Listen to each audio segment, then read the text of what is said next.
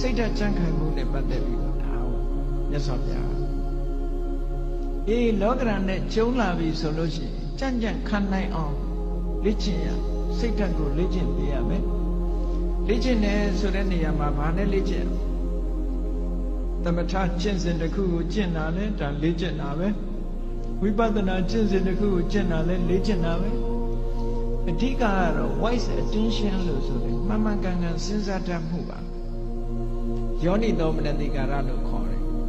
မှန်မှန်ကန်ကန်စဉ်းစားတယ်ဆိုတာဘာတော့ဆိုရင်အဆိုးဘက်ကမကြည့်ဘူးကောင်းဘက်ကကြည့်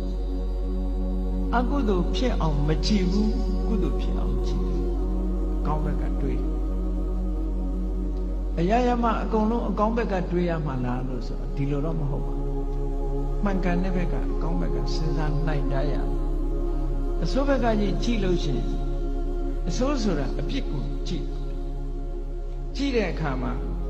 အရာရာမှာအမှန်ကိုကြည့်ဖို့လိုအပ်တယ်ဟောဆိုပါစို့လူတယောက်ပေါ်မှာကိုယ်ကဒေါသဖြစ်တယ်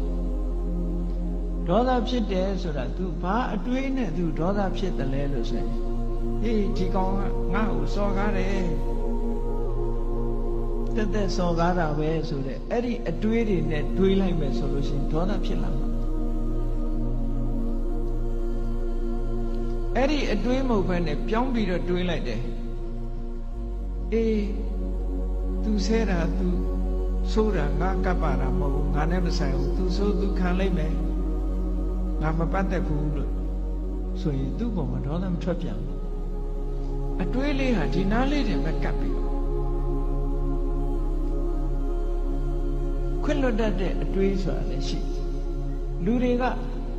ကိုကြတော့ခွင့်လွတ်တယ်သူများကြတော့ခွင့်မလွတ်ဘူးဆိုတာလောကမှာထင်ရှားတယ်နော်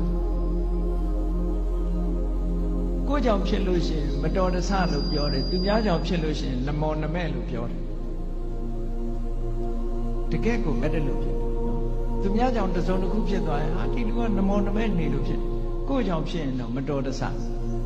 သူများကြောင့်လည်းမတော်တဆလို့တွေးလိုက်ရင်ဒေါသမဖြစ်တော့ဘူးမတော်တဆဖြစ်ရှာတာပဲဒါစိတ်ဓာတ်ရဲ့အကြံခံမှုတွေပဲကိုယ်ကိုလေ့ကျင့်ပေးရမှာအောင်ပြောတာသူများပေါ်မှာအပြစ်နေမြင်နေသေးတဲ့များကာလပတ်လို့မေတ္တာဆိုတာသက်ဝင်နိုင်ဖို့မဖြစ်ဘူးဘယ်ရာပဲဖြစ်ဖြစ်အစဉ်ပြေအောင်စဉ်းစားတတ်ဖို့လိုတယ်ပေါ့အကောင်းဘက်ကကြည်တာတွေဟာစိတ်ဆင်းရဲမှုကိုကာကွယ်ပေးနိုင်တာလို့သိကြတယ်ပုံမြင်လေးတစ်ခုရှိတယ်မြေထားမောင်းတဲ့မြေထားမောင်းသမားတစ်ယောက် engine driver မြေထား driver တစ်ယောက်ဘယ်တော့ဖြစ်ဖြစ်သူကအကောင်းဘက်ကကြီးပဲပြောတယ်အဆိုးဘက်ကဘယ်တော့မှမချစ်ဘူး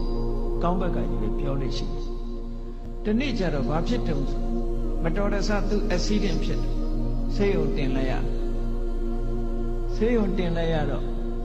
ခြေထောက်တစ်ဖက်ဟာမြေထားကျိတ်ပြီးတော့အမတန်အခြေအနေဆိုတော့ခြေထောက်တစ်ဖက်ဖြတ်ရမယ်ကိန်းရောက်တော့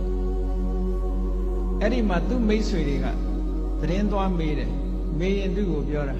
မင်းဘယ်တော့မှဆိုအကောင်းဘက်ကကြီးပဲပြောတယ်အကောင်းကြီးပဲမြင်တယ်မင်းဒီတစ်ခါမင်းကိုမင်းဖြစ်တဲ့အခါအကောင်းမြင်နိုင်အောင်မလားပေါ့အကောင်းမြင်နိုင်အောင်မလားမင်းကိုယ်တိုင်ခြေထောက်တစ်ဖက်ဖြတ်ရတော့မယ်မင်းဘယ်လိုလုပ်အကောင်းမြင်မလို့ဆိုအဲ့ဒီလူကပြုံးပြီးတော့ဘာပြောတော့ဆိုလို့ရှိရင်တငယ်ချင်းတို့တဲ့ငါဒီကနေ့ကစပြီးတော့ခြေထောက်ဒီဖဏတ်ဟာတစ်ဖက်ဖိုးသက်သာသွားပြီငါဖဏတ်ဟာနှစ်ခုမဝယ်ရတော့တစ်ခုပဲဝယ်ရတော့အကောင်းဘက်ကနေကြည့်ပြောတယ်နော်ဖဏတ်တရံထဲမှာတစ်ဖက်စာပဲငါဝယ်ရတော့မယ်ဆိုတစ်ဖက်ဖိုးငါသက်သာသွားပြီလို့ပြောတယ်